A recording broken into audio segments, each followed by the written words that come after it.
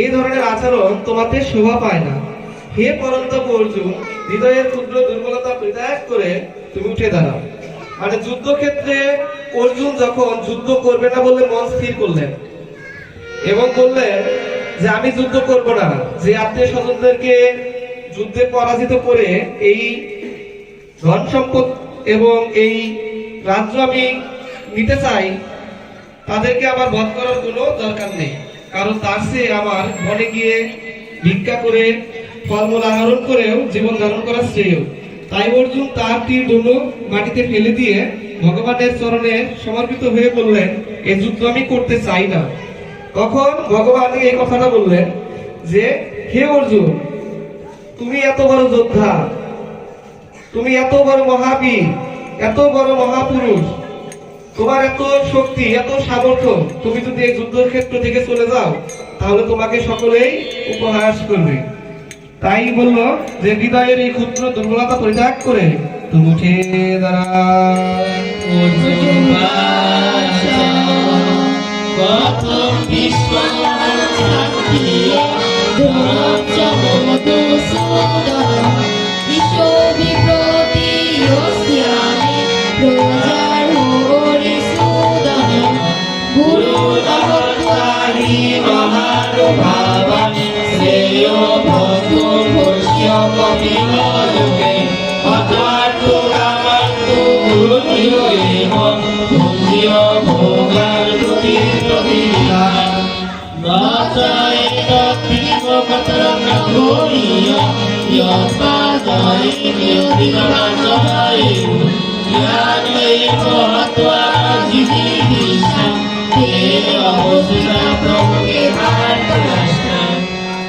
ভগবানের কথা শুনে অর্জুন বললেন, হে শত্রু দমনকারী মধুসূদন। মধুসূদন হচ্ছে ভগবানের আরেকটি নাম। এই যুদ্ধক্ষেত্রে ভীষ্ম ও দ্রোণের মতো পরম পূজনীয় ব্যক্তিদের সঙ্গে কেমন করে আমি বাণের দ্বারা যুদ্ধের প্রতিবন্ধিতা করব? পরম পূজনীয় কে? দ্রোণ। দ্রোণ ছিল অর্জুনের অস্ত্র শিক্ষাগুরু। আর ছিল কে? ভীষ্ম। ভীষ্ম ছিল কি? পিতামহ, মানে দাদু। তাই বলছে, এই আমার গুরুদেবদেরকে কিভাবে আমি হত্যা করব? আমার মহানুভব শিক্ষা গুরুদেবকে বধ না করেও ইহলোকে ভিক্ষা করে জীবন যাপন করা অনেক ভালো। কারণ গুরুজনকে হত্যা করে ইহলোকে যে অর্থ ও কামনাযুক্ত সুখ লাভ করব, তা হবে রক্তের রঞ্জিত হওয়ার মতো। জয় এবং পরাজয় উভয়ের মধ্যে কোনটি শ্রেয়স্কর তাও আমি বুঝতে পারছি না। যাদেরকে হত্যা করে আমরা বেঁচে থাকতে চাইও না, সেই ধৃতরাষ্ট্রের পুত্রগণ যুদ্ধ করার জন্য এই রণাঙ্গনে আমাদের সামনে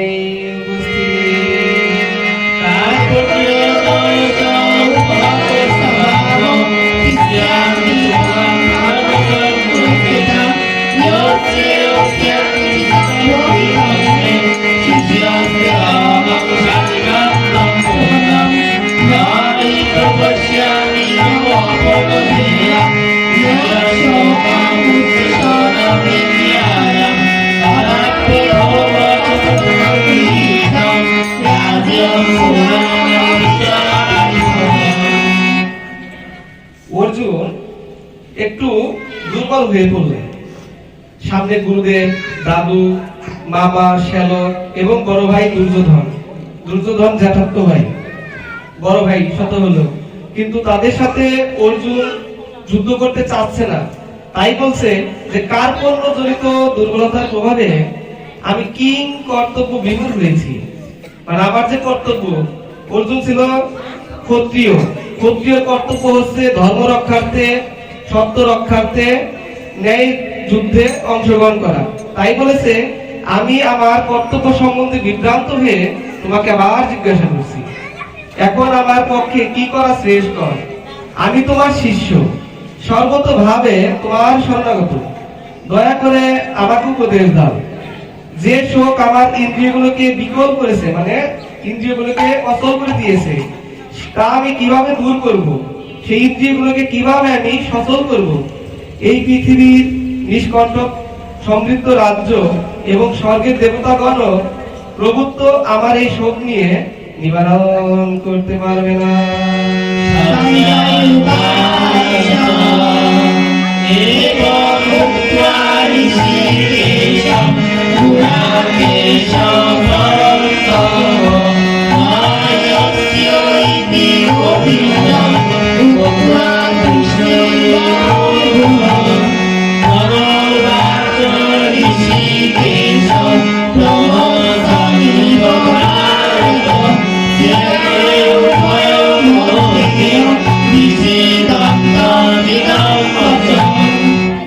সঞ্জয় বললেন, শত্রু বিজয়ী জিত নিদ্র অর্জুন।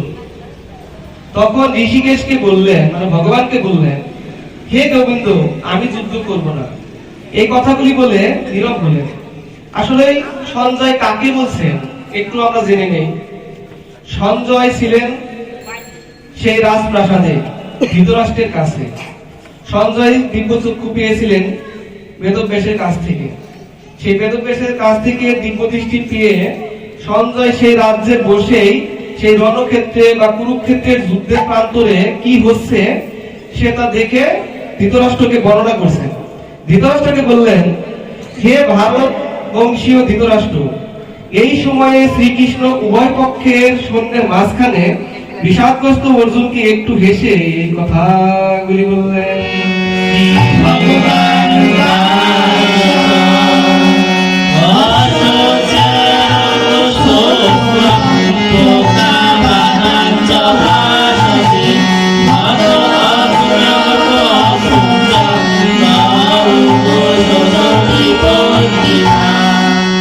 অর্জুনের কথার উত্তরে শ্রী ভগবান বললেন, তুমি পণ্ডিতের মতো কথা বলছো, অথচ যে বিষয়ে শোক করা উচিত নয় সেই বিষয়ে আবার শোক করছো। যারা যথার্থ পণ্ডিত তারা কখনো জীবিত বা মৃত কারোর জন্য এই শোক করেন না।